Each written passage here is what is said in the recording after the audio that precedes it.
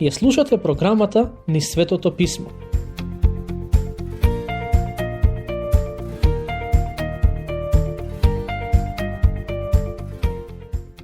Драги пријатели, мило ми е што ни се придруживте на уште едно проучување посветено на книгата Излез.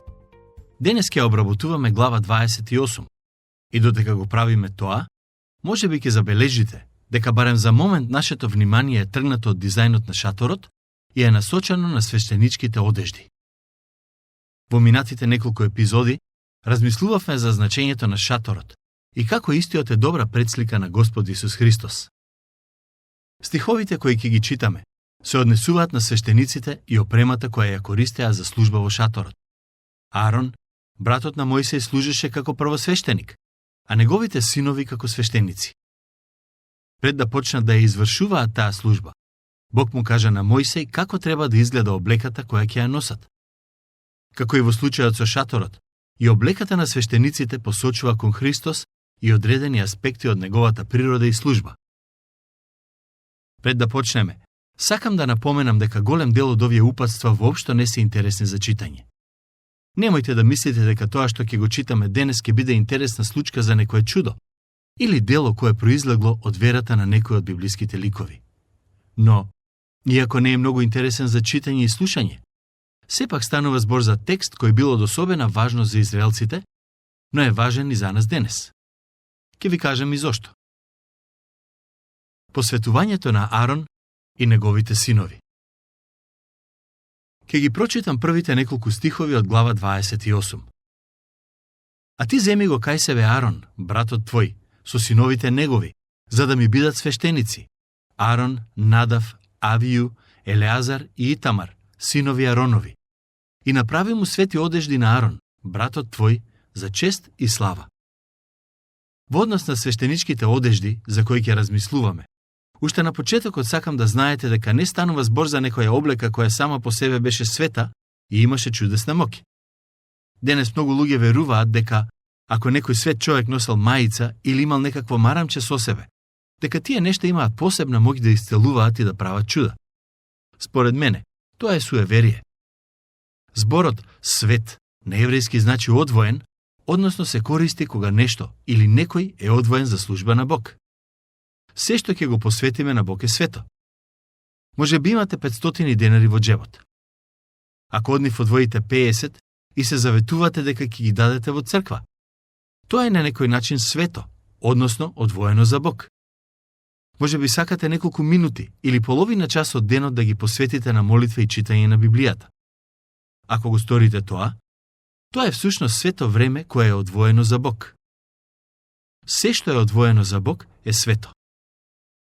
Облеките за кои размислуваме денес беа свети облеки, но немаа исцелителна моќ. Тие беа свети, бидејќи беа посветени во служба на Бог. Кога проповедам, јас носам одело и често се шегувам дека тоа одело е свето. Некогаш луѓето не ја сваќаат мојата шега и мислат дека тврдам дека има нешто посебно во мојата облека. Единственото нешто што е посебно во неа е тоа што се користи само за време на неделните богослужби. Бог му рече на Мојсеј: и направи му свети одежди на Аарон, братот твој, за чест и слава. Забележете дека целта на одеждите е да бидат за чест и слава. Чија чест? Чија слава? За Божјите. Тоа ни кажува дека што и да правиме во животот, треба да целиме кон Божјата чест и слава. Убеден сум дека за Бог треба да го дадеме најдоброто и најубавото. Тоа беше старозаветен принцип кој се однесуваше на изградбата на шаторот, на принесувањето жртви, а верувам се однесува и на тоа што ние денес го правиме и даваме за Бог. Навистина е штета што некои луѓе мислат дека Бог нема никаква допирна точка со убавината. Токму напротив, тоа е извор на убавината. Затоа му рече на Мојсеј: сето ова сакам да биде убаво и да биде за моја чест и слава. И кажи им на сите надарени со ум, кои сум ги исполнил со дух на мудрост, да му направат на Аарон одежди, за негово посветување, за да ми биде свештеник.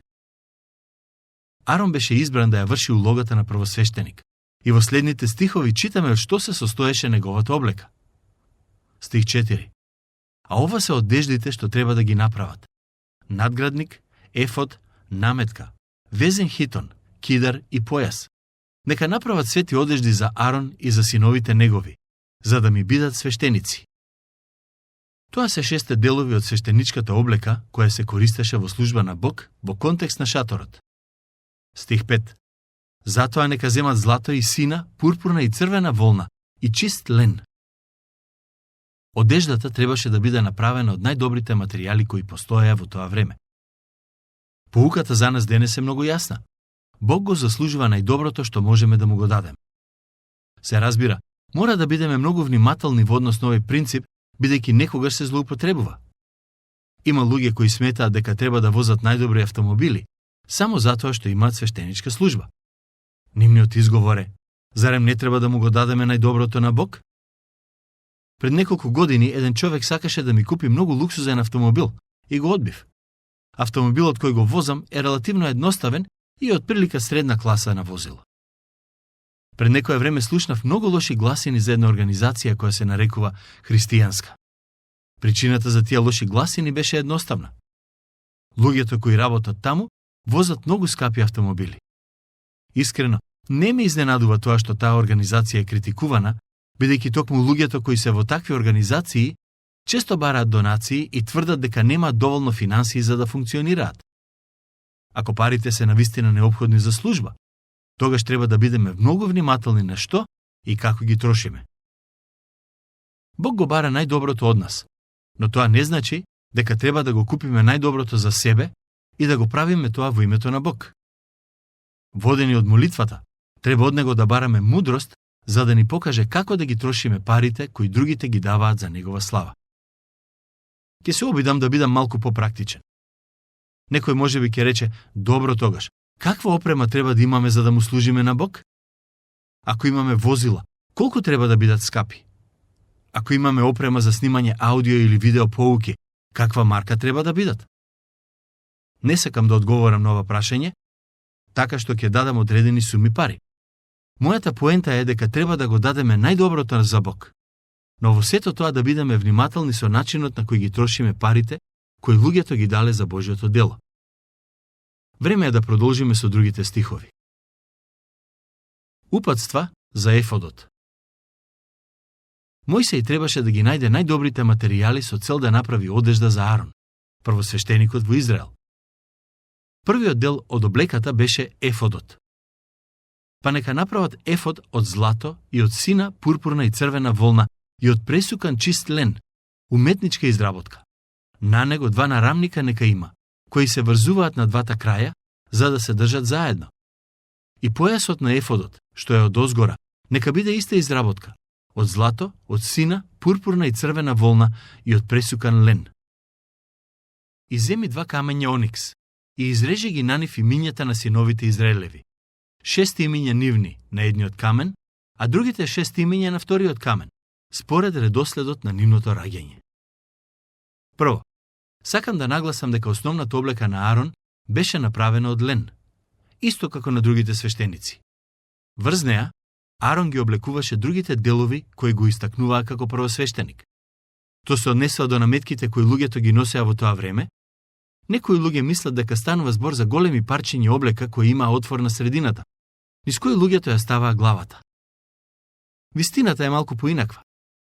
Наметките кои ги носеа во тоа време беа направени од 2 парчиња текстил кои се шиеа заедно. Ефодот на Арон имаше неколку важни детали по кои се истакнувал од останатите одежди на свештениците. Во следните неколку стихови, Бог му кажува на Мојсеј да постави 2 камена од оникс на ефодот, едниот кај едното рамо, а другиот кај другото. На 2 камена требаше да се издржат имињата на 12 племиња на Израел, 6 племиња на едниот и 6 на другиот камен. Со тоа, кога првосвештеникот влегуваше во светињата на светињите, тој на себе ги носеше имињата на израелските племиња. Израелците го има Аарон како првосвештеник, а ние денес го имаме Господ Исус Христос како наш првосвештеник. Во посланието до Евреите 7:25 пишува: затоа тој и може вечно да ги спаси оние што преку него доаѓаат кон Бога, бидејќи е секогаш жив за да се моли за нив.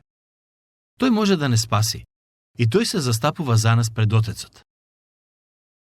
Сетете се на параболата која ја каже Исус за овцата, што се изгуби и за пастирот кој отиде да ја врати. Што направи пастирот откако ја најде? Ја стави на своите рамења. Како што Арон ги носеше имињата на племињата на рамења, така и Господ Исус Христос, нашиот првосвештеник, не носи на неговите рамења. Реалноста е дека секој од нас застранува од време на време. Но Господ Исус толку многу не сака, што не остава да продолжиме да живееме на тој начин. Тој не бара и кога ќе не најде, не носи на рамењата. Градникот. Следниот дел од одеждата на првосвештеникот беше градникот. Едноставно кажано, станува збор за нешто што изгледаше како елек. Стих 15 започнува со зборовите. И градник судиски направи. Ова е навистина интересен израз. Градник судиски. Зошто е наречен така? Затоа што гревот е осуден. Нам денес ни е потребен елекот, односно оклопот на праведноста за кој пишува во посланието на Ефесјаните. Елекот е онај дел од облеката кој ги покрива виталните делови и органи на телото. Во Новиот Завет пишува дека Христовата праведност им е дадена на сите што веруваат во Него, што значи дека во Божите очи сите кои веруваат во Христос се оправдани. Но, за ние да бидеме оправдани, Христос мораше да пострада за нашите гревови. Ке го прочитам стих 15 и слушнете што пишува. И градник судиски направи, уметничка работа, направи го како по составот на ефодот, од злато, од пурпурна, сина и црвена волна и од пресукан лен направи го. Овој градник, или ако сакаме да го наречеме елек, беше дел од првосвештеничката облека наречена ефод. Четириаголен да биде, двоен, педа долг и педа широк, нареди по него во 4 реда скапоцени камења. Во првиот ред рубин, топаз и смарагд. Во вториот ред антракс, сафир и елмас. Во третиот ред опал, ахат и аметист. Во четвртиот ред хризолит, оникс и јаспис. Тие треба да бидат поставени во златни рамки. Според тоа што го читаме во овие стихови, сигурен сум дека ефодот на Арон изгледаше неверојатно. Овој дел за кој читавме сега беше особено важен. Дел од ефодот беше градникот на кој имаше 12 камења наредени во 4 реда. На секој од тие скапоцени камења, слушнавте од текстот за кој видови камења стануваше збор, беа запишани имињата на израелските племиња. Патем, навистина е интересно што овие скапоцени камења повторно се спомнуваат во книгата Откровение. Апостолот Јован пишува дека истите ќе бидат на основите на новиот Ерусалим. Секој од овие камења е различен по боја од останатите и токму тоа е една од причините поради која мислам дека градникот што го носеше првосвештеникот беше извонреден. Скапоцените камења се Божјо создание и едно од многуте дела кои ни кажуваат колку е тој креативен. Кога првосвештеникот влегуваше во светињата на светињите, тој ги носеше имињата на израелските племиња на своите рамења, но и на своите гради. Како што спомнав претходно, првосвештеничката служба во Стариот Завет е предслика на првосвештеничката улога на Господ Исус Христос. Тој е од десната страна на Отецот. И додека се застапува за нас, тој символички кажано не носи на своите рамења, но исто така и на своите гради, односно блиску до срцето. Исус не сака и ние сме врежени на неговото срце. Како што имињата на 12 племиња беа запишани врз тие камења, така и во книгата Откровение пишува дека оние кои ќе издржат до крај во верата, ќе добијат камен со ново име на него. Што значи тоа конкретно, не сум 100% сигурен, но знам дека овие старозаветни слики се само навестување на тоа што ќе се случи во иднина, во небесниот Ерусалим. Затоа верувам дека треба да го проучуваме Стариот Завет, бидејќи од него учиме многу за новиот. Патем, во оваа глава има многу упатства кои се однесуваат на дизајнот на ефодот и нема да ги читаме сите бидејќи сме ограничени со време, а и претпоставувам дека повеќето од вас не се интересираат за такви детали. Ке продолжиме со обработка на стиховите, кои се однесуваат на уште еден дел од облеката на првосвештеникот.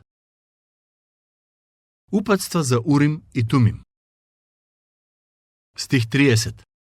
А во надградникот судиски стави ги Урим и Тумим, и тие ќе бидат над срцето Ароново кога влегува пред Господ. А Арон секогаш ќе го носи над срцето свое судот на синовите Израелови пред Господ. Не сум сигурен како ќе го сватите она што ќе го кажам, но сакам да бидам искрен со вас. Не знам како да ги објаснам Уримот и Тумимот, бидејќи не знам за што станува збор. Имам прочитано многу толкување во врска со овие делови од облеката на првосвештеникот. И мојот впечаток е дека и оние автори кои ги читав не се сигурни за што станува збор. Тоа што е важно да го знаете за Уримот и Тумимот е дека беа еден вид камење со чија помош првосвештеникот ја дознаваше Божјата волја. Не знам да објаснам како се случуваше тоа. Некои луѓе велат дека фрлањето Урим и Тумим било како фрлање коцки, но не се согласувам со тоа објаснување. Кога станува збор за овој дел од првосвештеничката облека, сакам да нагласам дека Уримот и Тумимот беа средства преку кои првосвештеникот ја дознавал Божјата волја. Но ние денес немаме потреба од истите. Новиот завет вели дека Светиот Дух живее во сите кои ја исповедаат и живеат христијанската вера, и тој е оној кој ни дава мудрост како да ја разпознаеме и живееме волјата на Бог. Упатства за наметката која беше дел од ефодот. Во следните стихови се запишани упатствата поврзани со наметката која беше дел од ефодот. Слушнете што пишува. И по полите нејзини направи топченца од сина, пурпурна и црвена волна, а наоколу меѓунив и златни звончиња, златно звонче па топче, златно звонче па топче, по полите на наметката насекаде наоколу. На наметката требаше да има звончиња, со цел другите да знаат кога свештеникот влегува во дворот и во шаторот. Според мене, звончињата се символ за сведоштвото и пораката на првосвештеникот.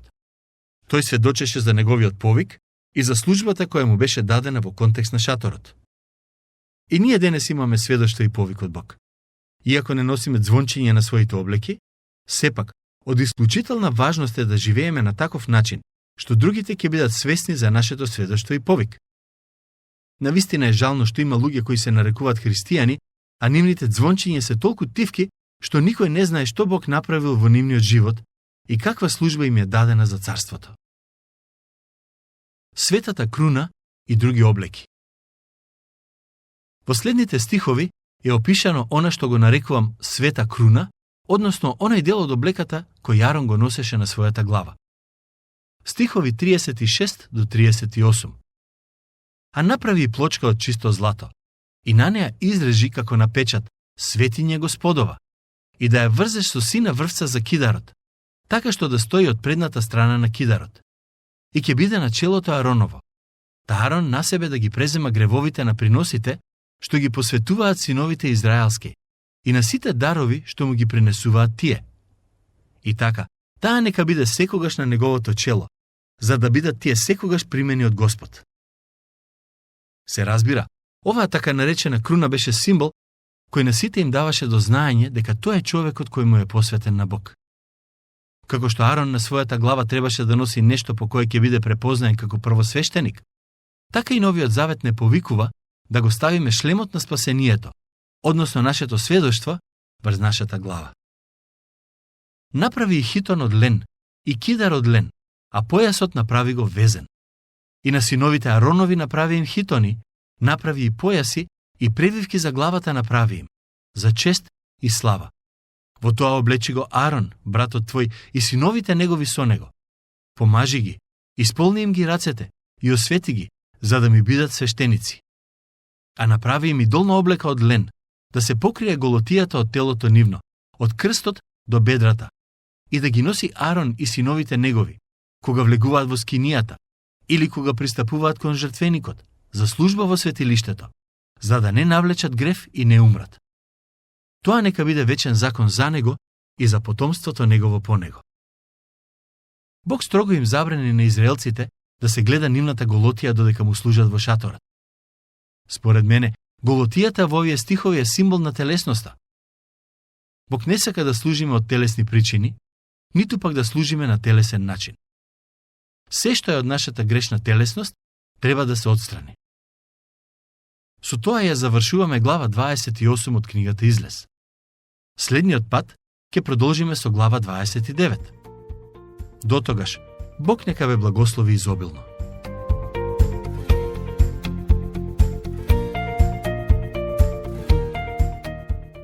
Слушнавте емисија од програмата Ни Светото Писмо. Можете да не слушате и преку мобилна апликација на нашиот YouTube канал. и на сите познати подкаст платформи, како што се Google, Apple и Spotify. Ако ви се допаѓаат нашите програми, споделете ги и препорачајте ги на вашите пријатели. Бидете слободни да оставите свој коментар или да ни пишете на нашата имейл адреса nissvetotopисmo@gmail.com. Следете ги нашите страни Низ Светото писмо Македонија на Facebook и Instagram. Емисиите од оваа серија можете да ги најдете и на нашата веб страна ttb.twr.org.